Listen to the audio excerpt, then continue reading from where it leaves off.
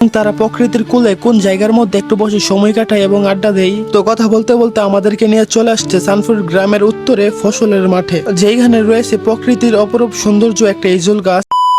আসসালামু আলাইকুম গাইস, কি অবস্থা সবার? কেমন আছেন সবাই? আশা করি সবাই অনেক ভালো আছেন। আমি আজকে আপনাদেরকে নিয়ে যাব চাঁদপুর। হ্যাঁ, আপনারা ঠিকই শুনছেন, নরসিংদী জেলা, রায়পুরা থানা, চাঁদপুর ইউনিয়ন, চাঁদপুর গ্রামে। আশা করি আলহামদুলিল্লাহ আপনারা টাইটেল আর থাম্বনেল দেখে বুঝতেই পারছেন ভিডিওটা কি নিয়ে চলতেছে। তো আমি বন্ধু রফিকুল, ছোট ভাই নাইম, আমরা যাচ্ছি চাঁদপুর গ্রামে। চাঁদপুর গ্রামের কিছুটা প্রকৃতির সৌন্দর্য উপভোগ করতে এবং আপনাদের সাথে শেয়ার করতে। তো আমরা অবশেষে চলে আসলাম চাঁদপুর গ্রামের শেষ সীমানায় উত্তর দিকে, যেখানে রয়েছে চাঁদপুরের প্রকৃতির অপরূপ সৌন্দর্য, অর্থাৎ গ্রাম বাংলার প্রকৃতির সৌন্দর্যের আসল রূপ যেখানে উপভোগ করা যায়। তো চাঁদপুর গ্রামে আসার পর চাঁদপুর গ্রামের কিছু ভাই ব্রাদার, বিশেষ করে তারা নাকি আমাদের ভিডিও দেখে, তো তারা আমাদের দেখাচ্ছে চাঁদপুর গ্রামের প্রকৃতির দিক থেকে কোন জায়গাগুলো বেস্ট, এবং তারা প্রকৃতির কোলে কোন জায়গার মধ্যে একটু বসে সময় কাটায় এবং আড্ডা দেয়। তো কথা বলতে বলতে আমাদেরকে নিয়ে চলে আসছে চাঁদপুর গ্রামের উত্তরে ফসলের মাঠে, যেখানে রয়েছে প্রকৃতির অপরূপ সৌন্দর্য একটা ইজুল গাছ। আর তারা নাকি এই গাছটার নিচে এবং ডালপালার মধ্যে বসে মাঝে মধ্যে সময় কাটায়। আর বিশেষ কথা হচ্ছে, কোন কৃষক ভাই এই মাঠে কাজ করার সময় ক্লান্ত হইলে এই গাছের নিচে গিয়ে বিশ্রাম নেই। তো চাঁদপুর গ্রামে ফসলের মাঠে এইরকম বড় বড় গাছ আশেপাশে আরো অনেকগুলো রয়েছে,